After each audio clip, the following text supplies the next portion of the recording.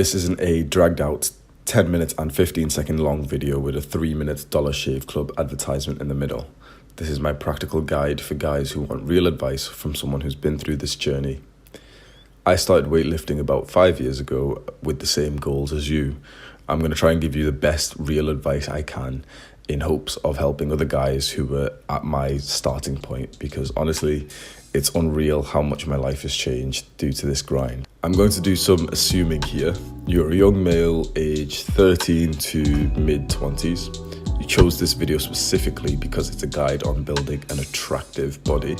So I'm going to assume that you want to attract the opposite sex and you believe building a muscular body helps with this. I'll just tell you the truth right now. It absolutely does. Building an attractive physique means to resistance train. That is weightlifting. This makes muscles while focusing on a progressive overload. So that literally just means making progress as you go along, using heavier weights, doing more reps, longer workouts. The usual guides you'll see online will have you lifting heavy 3 times a week, focusing on compound movements. This advice is given by guys on Reddit who look like this. Take this advice if you do not want to look attractive.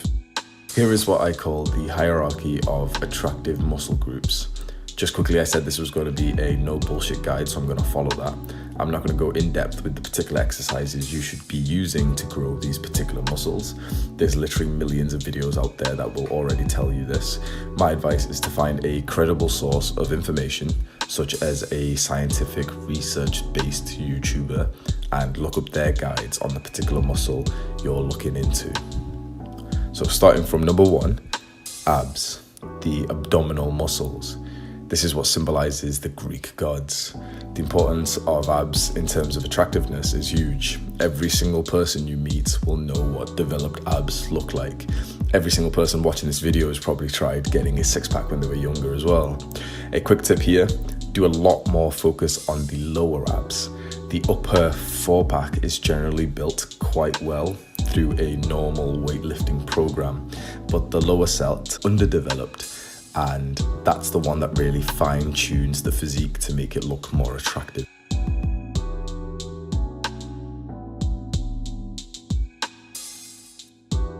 Number 2, the neck.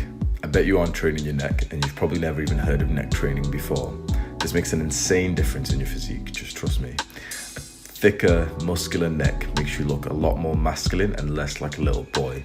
The neck is a body part that is pretty much always visible no matter what type of clothing you wear, so it's important to develop this. Don't be like those bodybuilders who will train for years and never do anything directly for the neck, because getting a developed body which is grown in size and your neck is still the same size makes you look really strange. So I'll place a picture here where you can see a bodybuilder who hasn't trained his neck. The guy's jacked, but if we just can see his neck and his face, he'll look like a skinny boy. Then I'll uncrop his body and you can see how big he is. But if you were just able to see his face, you wouldn't have realized that he put in probably 10 years into the gym. Just because he didn't train neck, you couldn't even see that dedication. It's crazy. Number 3, the delts. So shoulders, specifically the lateral delts. Lateral just means side, so this literally just means the side of your shoulder. You train this by doing lateral raises with light weight, and you'll see a difference in your physique within seconds when you've got a pump. It really is that simple. This muscle is insane. It makes you look wider and your waist slimmer in comparison. Other parts of your shoulder muscle like the traps, the front delts and the rear delts are really important as well, but I believe the lateral delts should be a much bigger priority. Number 4, arms, including forearms. Just like the neck, this is a body part that is generally always visible, so any progress you make here will be very obvious to others. It makes it quite valuable to train. Forearms in particular add that fine-tune effect I talked about with the lower abs. If your forearms are undeveloped, it really does make your physique look strange and uneven. Back and legs. I've put these at the lowest hierarchy. Don't get me wrong, don't skip these days and don't not train them. I still train back and legs twice a week and I hit them hard and make progress on them. However, I feel like these muscles generally round off your physique, so it doesn't really look weird if they're undeveloped. But there's certainly other muscles that should be a much higher priority if you're focusing on aesthetics, building an attractive body. No girl has ever said that she's attracted to you because you've got massive quads or calves. Diet. You can get into this to optimize your performance in the gym, but generally a lot of people get off put due to the diet changes most guides will tell you. It will absolutely benefit you to track your macronutrients and weigh out every single gram of food that you eat, but honestly, the majority of people will never do this. It is quite a lot of effort. So here's my quick advice that I think will be valuable in this journey. You want to be building as much muscle as possible without putting on too much fat. So always try to be lean bulking. That pretty much just means to eat slightly more than you do now. The equivalent of 2 slices of toast on top of what you generally eat will cause you to gain around half a pound a week. The majority of that weight will be muscle if you're training hard and you're quite new to the gym as well. You can still eat quite healthy with high protein and enjoy snacks and meals out whenever you want. I've made a video talking about my awful diet where through my 5-year transformation I ate junk food pretty much every day, but I still made pretty good progress. You can't out-train a bad diet. False. You can't out-train a bad diet. I can. So this is how I've been eating junk food every single night. It really can be done, so don't think that to build an attractive body you need to just eat chicken and rice and broccoli and you can't ever have a burger. Put it this way, I go to McDonald's most days and I'm pretty muscular. This food isn't going to make you fat. Eating too much of any food, including healthy food like vegetables, will cause you to gain fat. Even if you don't want to get into the diet too much, you can't be bothered with tracking and weighing your food, I'd still recommend just getting some knowledge on this topic. If you can just go and learn a few things about this, I really do think it'll stick with you for life. Just go and learn what calories are, how they work, what a calorie maintenance level means, what a calorie deficit and calorie surplus means, macronutrients. Learn that all foods consist of protein, fats and carbs. This type of knowledge just opens up your mind. You learn that there's no such thing as bad food and that you can eat pretty much whatever you want as long as you keep the sort of macronutrient levels generally fine. All right, you've heard the advice, you have the knowledge. What if you just can't be bothered? I'm a pretty lazy guy myself, and that's why I always try to revolve my videos around real average people, because this advice is just useless if you can't be asked going to the gym. I made a separate video on how to go about this journey if you're quite a lazy person like me. Exercise is like oatmeal. If you don't like it, it's just because you haven't customized it to your liking. It's actually got pretty decent feedback as well, so I'll put a direct link to that video at the top of this description so you can have a watch of that. My idea for this is for you guys to save this video in your YouTube watch later, saved videos, liked videos, whatever, so you can just come back to it multiple times in the future to refresh your memory.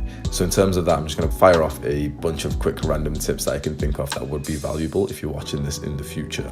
So just quick, sleep is very important. Get more than 8 hours. Everyone will tell you to get 6 to 8. No, get 8 to 10. If you're working out, you need longer.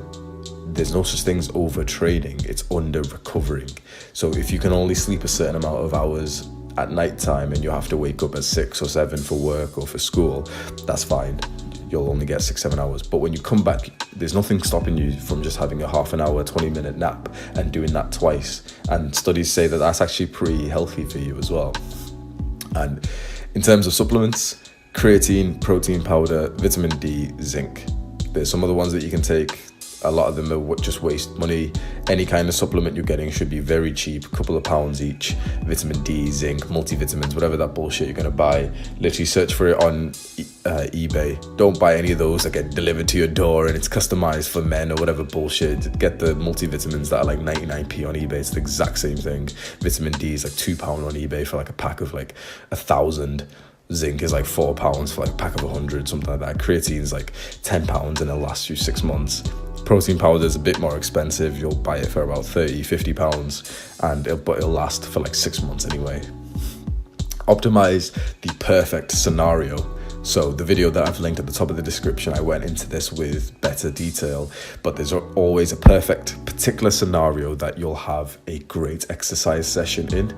So the scenario can be changed by the variables. What that literally just means is that there's factors that go into the exercise session, like the music you listen to, the clothes you wear, what time you train, what gym you train, if you train by yourself, any random factor that you think that could potentially affect your session. Just write it down, have a little thought about it, but spend some time on this.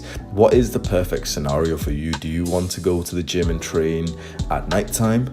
Would you train better in the morning, but then would you have to wake up earlier for that, so you'd have to go to sleep earlier? Figure all this out, and then you'll be able to find the perfect scenario, the schedule that works best for you. Cardio doesn't really help with building an attractive body, but it does have good health benefits. Plus, it stops you being unattractive if you can't go up some stairs without wheezing like a smoker. I'm going to end this video with a bit of a motivational speech. I've kept calling all this a journey. That's exactly what it is. This is your journey. You're writing the chapters of this book. Make sure when you look back, you'll feel proud of the effort you're putting in. We all wish we could be teleported back in time and slap some sense into our younger selves and tell them to work harder. Make sure your future self isn't looking back at you today and thinking this. Make sure your future self thanks you for the work you're putting in today. And as always, buy my premium Snapchat.